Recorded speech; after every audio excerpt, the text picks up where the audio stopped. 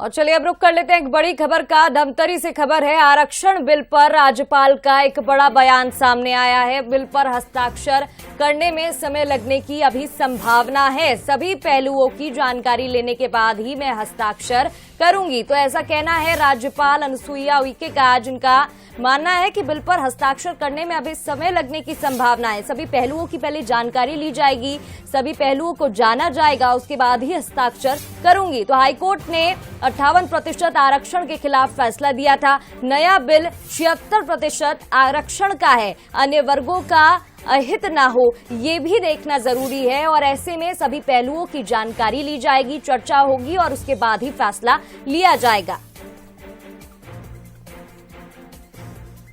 तो बड़ी खबर आपको बता रहे हैं, आरक्षण बिल पर राज्यपाल का ये बड़ा बयान सामने आया है।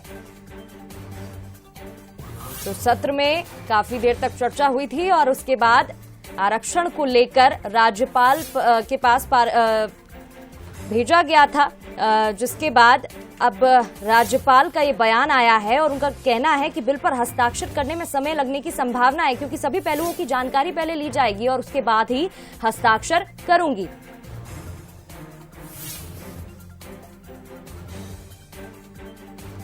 तो बड़ी खबर आपको बता रहे हैं।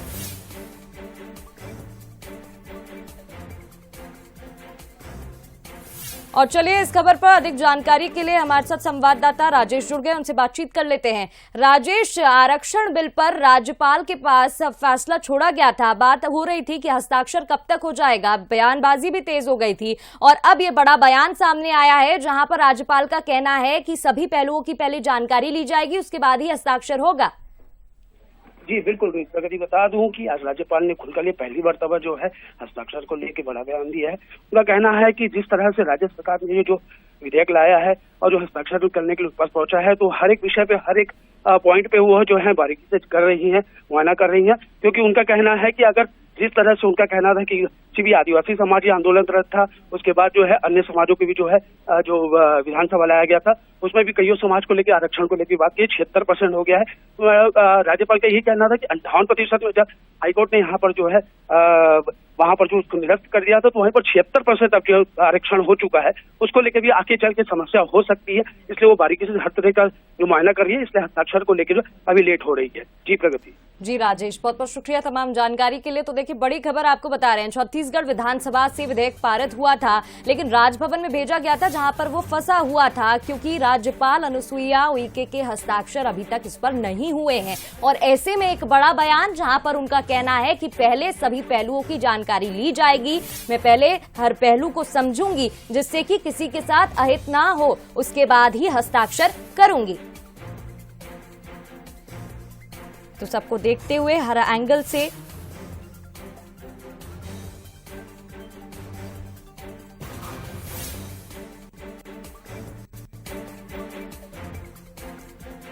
और चलिए इस खबर पर अधिक विश्लेषण के लिए हमारे साथ सुशील त्रिवेदी जी जुड़ गए हैं, जो कि संविधान विशेषज्ञ हैं, उनसे बातचीत कर लेते हैं। सर, आपसे समझना चाहेंगे, क्योंकि आरक्षण बिल राज्यपाल के पास अटका हुआ था, सबका मानना था कि हस्ताक्षर होगा, उसके बाद ही आगे कार्रवाई होगी। ऐसे में अब उनका ये बड़ा बयान सामने आया है जहां कहना है कि पहले सभी पहलुओं को समझा जाएगा, उसके बाद ही हस्ताक्षर करूंगी। देखिए, बड़ी बात स्पष्ट है, वो ये कि विधानसभा ने एक बिल पास कर दिया है, वो तब तक कानून नहीं बन सकता जब तक कि राज्यपाल उससे हस्ताक्षर नहीं कर दे। पर राज्यपाल अगर हस्ताक्षर करें तो उसके पहले उनके लिए यह उचित ही है कि वे संविधान के प्रावधान, कानूनी प्रावधान और इस संबंध में न्यायपालिका द्वारा दिए गए अलग अलग निर्णयों को भी विचार में लें। और जैसा कि हम जानते हैं कि न्यायपालिका में बार बार ये बात कही गई है कि संविधान के अनुसार एक निश्चित सीमा से ऊपर आरक्षण नहीं दिया जाना चाहिए।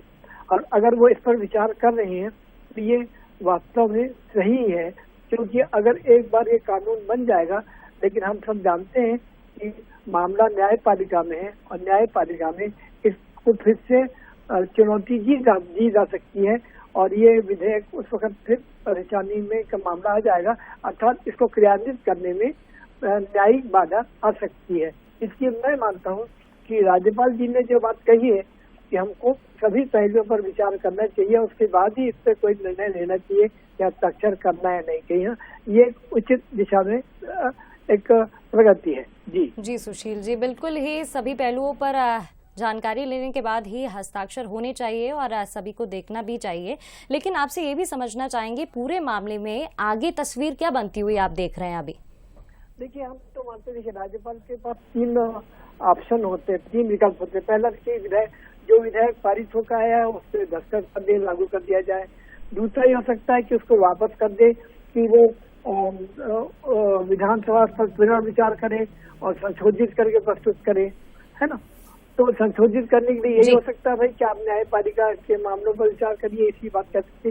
तीसरा ये हो सकता है कि इस मामले को वो राष्ट्रपति जी को भेज दे कि वहां पर विचार हो और उसके बाद ही कोई सहमति मिलने पर राज्यपाल जी कार्रवाई करें।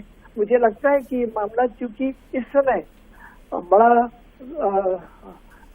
मनोवैज्ञानिक रूप से भावनात्मक हो गया है कि सभी पक्ष, अनुसूचित जाति, अनुसूचित जनजाति, पिछड़ा वर्ग और आर्थिक वर्ग सभी ही अपने निश्चित परसेंटेज पर आरक्षण चाहते हैं। पर अगर सभी हो जाए, जैसे EWS के लिए 4% दिया गया, वो 10 की मांग कर रहे हैं। अनुसूचित जाति मांग करी कि 16% दिया जाए। निश्चित ही सुशील जी, आप बने रहिए हमारे साथ, आपको रोकना चाहूंगी। स्टेट एडिटर आदित्य नामदेव जी हमारे साथ जुड़ रहे हैं। तो देखिए कि राजभवन में छत्तीसगढ़ का आरक्षण फंसा हुआ है और राज्यपाल अनुसुईया उइके के हाथ में अभी चाबी, ऐसा बोला जा रहा था। और उनका ये कहना है इस समय कि पहले सब सोच समझूंगी, पहले हर पहलू से जानकारी लूंगी और उसके बाद ही हस्ताक्षर करूंगी। जी, इतना आसान है नहीं। देखिए, मैं फिर कह रहा हूं, सुशील जी बहुत जानकार हैं, पूर्व IAS रह चुके हैं और सबसे बड़ी बात है संवैधानिक मामलों के जितने वो जानकार हैं, छत्तीसगढ़ में कोई दूसरा शख्स इतना जानकार होगा नहीं। सुशील जी, मैं यही जानना चाहता हूं, राज्यपाल ने पहले दिन कहा था कि जैसे ही फाइल मेरे पास आएगी मैं हस्ताक्षर कर दूंगी, लेकिन हम पहले दिन से ही जितना भी लोग छत्तीसगढ़ की राजनीति को समझते हैं, हम जानते थे कि पूरा मामला कहीं ना कहीं राजनीतिक रूप से भी फंसेगा, संवैधानिक रूप से भी फंसेगा और कहीं ना कहीं जो आरक्षण की मांग कर रहा है ST समाज, चूंकि 2012 के बाद जिस प्रकार से रमन सिंह के समय पूरे आरक्षण प्रक्रिया चेंज हुई थी, अब उस पर स्टे लग गया है। नुकसान सबसे बड़ा आदिवासी का हुआ और खुद आदिवासी समाज से बिलोंग करती अनुसुईया उइके। सर, ऐसा नहीं लगता कि ये मामला अभी और लंबा खींचेगा? इतना आसान नहीं है, क्योंकि रोस्टर तब तक जारी नहीं हो सकता जब तक राज्यपाल के हस्ताक्षर ना हो। राज्यपाल फिलहाल हस्ताक्षर करने के मूड में नजर आ नहीं रही हैं। आदित्य जी, मैं शुरू से बोल रहा हूँ, बिल्कुल लगातार समाचार पत्रों ने, महत्वपूर्ण समाचार पत्रों ने मेरे विचार को प्रकाशित किया था कि ये मामला न्यायिक रूप से निश्चित ही उलझन वाला है। अगर एक बार एक मान लो कानून बन भी जाए तो इसको लागू करना बहुत कठिन होगा, क्योंकि न्यायपालिका में मामला उलझा हुआ है और जो भी प्रभावित वर्ग है वो तैयार बैठा। आप भी सब जानते हैं, बिलासपुर तैयारी, दिल्ली तैयारी, कि अगर ये मान लो कानून बन भी जाए तो वहाँ पे न्यायपालिका में इसको चैलेंज किया जाएगा। मेरे ख्याल से राज्यपाल जी ने शुरू में जो भावना 400 व्यक्त की जा रही थी, सभी वर्ग जाकर सुविधे थे कि सब आरक्षण दे दीजिए, तो उन्होंने कहा आएगा तो मैं इसको कर दूंगी। लेकिन राज्यपाल केवल अपने मत से निर्णय करने के पहले जितने संवैधानिक और कानूनी पहलू हैं और इस संबंध में जो न्यायपालिका के निर्णय हैं उनको भी ध्यान में लेना जरूरी है। मेरे ख्याल से उन्होंने पहले जो बात कही थी वह एक सामान्य उनका वक्तव्य था, लेकिन अभी जो उनकी बात सामने आ रही है, उनका जो वक्तव्य आ रहा है वह काफी न्यायिक आधार पर बात कही जा रही है, काफी कानूनी पहलुओं को विचार में लेके किया जा रहा है। तो मुझे नहीं लगता कि ये कानून। सुशील जी, सवाल वही है कि एक तो सेंट्रल गवर्नमेंट ये कह रही है सुशील जी कि 10% EWS को आरक्षण दीजिए, 10% EWS को मिलना चाहिए, जो ST का आरक्षण जो है वो 12 से 13 होना, ये तमाम वो पहलू हैं। 16 मांग रहे हैं SC समाज सीधे तौर पर।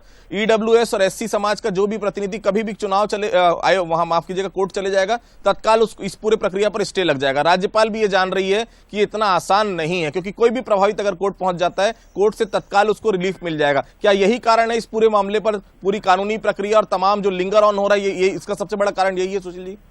जी हाँ, देखिए एक बड़ी बात जिसका मैं ध्यान दे रहा हूँ, आपकी पूरी बात सही है और मैं उससे सहमत हूँ, लेकिन एक बात आप ध्यान, क्योंकि सरकार को भी पता था कि इसको लागू करना संभव नहीं होगा क्योंकि चैलेंज हो जाए, इसीलिए बार बार कह रहे हैं हम इससे भारत सरकार से कहेंगे कि इस विधेयक को संविधान के अनुसूची 9 में डाला जाए, जिससे कि इसको न्यायपालिका में चैलेंज नहीं किया जा सके।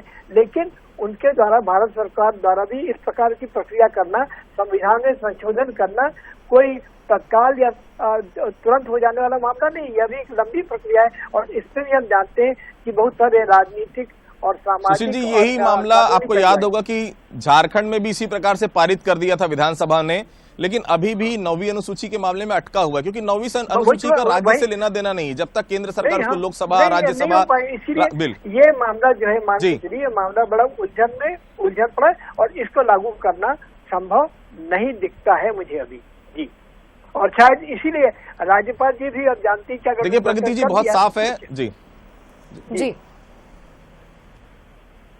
बिल्कुल। देखिए प्रगति जी बहुत साफ कह रहे हैं सुशील जी, और मैं भी पूरी तरह से सहमत हूं कि एक कहावत आपने सुनी है कि मेरी टोपी उसके सर, उसकी टोपी उसके सर। ये पूरी प्रक्रिया उसी में उलझ गई है। सरकार भी जानती है 76% आरक्षण देना पॉसिबल है नहीं। कोई भी एक प्रभावित पहुंच जाए कोर्ट में, निश्चित तौर पर तत्काल पूरी प्रक्रिया में कोर्ट स्टे दे देगा, और फिर जब तक रोस्टर प्रणाली लागू नहीं हो सकती, जब तक फाइनल राज्यपाल हस्ताक्षर न करे। तो राज्यपाल बिना कानूनी सलाह लिए, बिना राष्ट्रपति के संज्ञान में डाले राज्यपाल हस्ताक्षर कर ही नहीं सकती। मतलब बहुत साफ है, छत्तीसगढ़ में आरक्षण की प्रक्रिया फिलहाल अभी इसी तरह लटके रहेगी जब तक कि, क्योंकि 9वीं अनुसूची का काम राज्य का नहीं है। 9वीं अनुसूची के लिए राज्य केवल भेज सकता है, राज्यपाल भेज सकती है, जब तक लोकसभा, राज्यसभा, उसके बाद राष्ट्रपति जब तक हस्ताक्षर नहीं कर देते तब तक वो 9वीं अनुसूची में शामिल हो ही नहीं सकता। मतलब साफ है, लिंगर ऑन होना तय है। लेकिन तब तक बड़ा सवाल यही है सुशील जी कि तब तक जो वर्ग हैं, एससी हैं, एसटी हैं, ओबीसी हैं, जनरल, इनको फिर आरक्षण का लाभ मिलेगा कैसे? मतलब साफ है, तब तक पूरी भर्ती प्रक्रिया, तमाम चीजें रुकी रहेंगी सुशील जी।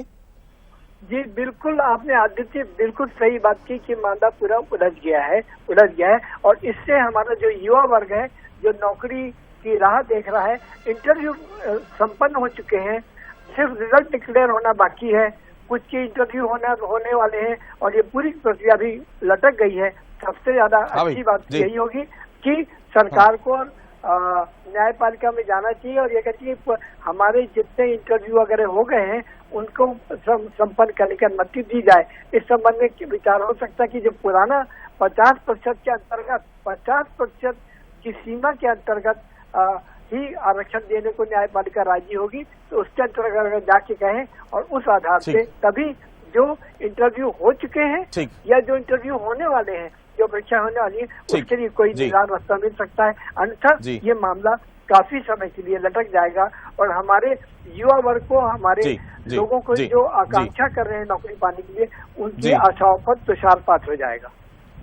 वो नहीं हो पाएगा जी बिल्कुल। तो प्रगति, आपने सुना, सुशील जी ने बहुत साफ कर दिया है, ये प्रक्रिया अभी भी उलझी हुई है और बहुत आसान नहीं है, और तमाम जब तक राज्यपाल का हस्ताक्षर नहीं हो, राज्यपाल कैसे हस्ताक्षर कर देगी? राज्य सरकार के कहने पर थोड़ी कर देगी। कानूनविदों से जानकारी लेगी, संविधान विशेषज्ञों से बात करेगी, राष्ट्रपति के नॉलेज में डालेगी, क्योंकि राज्यपाल जो होता है वो केंद्र का प्रतिनिधित्व करता है। पॉसिबल है नहीं हस्ताक्षर करना। मतलब बेहद साफ है, आरक्षण प्रक्रिया फिलहाल इसी तरह से लटकी रहेगी। कुल मिलाकर जब तक अभी कोई बहुत दूर तक नजर नहीं आया कि फिलहाल आरक्षण का लाभ जो है आम जनता को यहाँ पर मिल पाएगा। निश्चित ही आदित्य जी, जितना बड़ा ये मामला है, ऐसे में इतनी आसानी से अभी निर्णय नहीं लिया जाएगा और हाल फिलहाल में ये मामला लटकता हुआ ही नजर आ रहा है। बहुत बहुत शुक्रिया हमारे साथ जुड़ने के लिए। तो संवैधानिक विशेषज्ञ सुशील त्रिवेदी जी हमारे साथ जुड़े थे, साथ ही स्टेट एडिटर आदित्य नामदेव जी भी हमारे साथ इस खबर पर जुड़े थे। तो देखिए, बड़ी खबर आपको बता रहे हैं, आरक्षण बिल पर राज्यपाल का एक बड़ा बयान अब सामने आया है।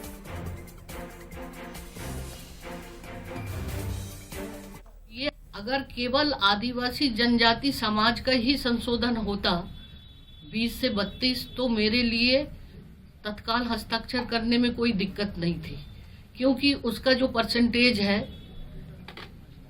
उसका जो डाटा सरकार के पास था, तो वो उनमें कोई दिक्कत नहीं थी। अब चूंकि 76% ओबीसी का और 13% एससी का और अन्य का, ऐसे 76%, तो ये जो एक तकनीकी पहलू आया है कि मेरे सामने ये देखना है कि क्वांटिफाइबल जो डाटा है, वो उस डाटा की जानकारी लेना।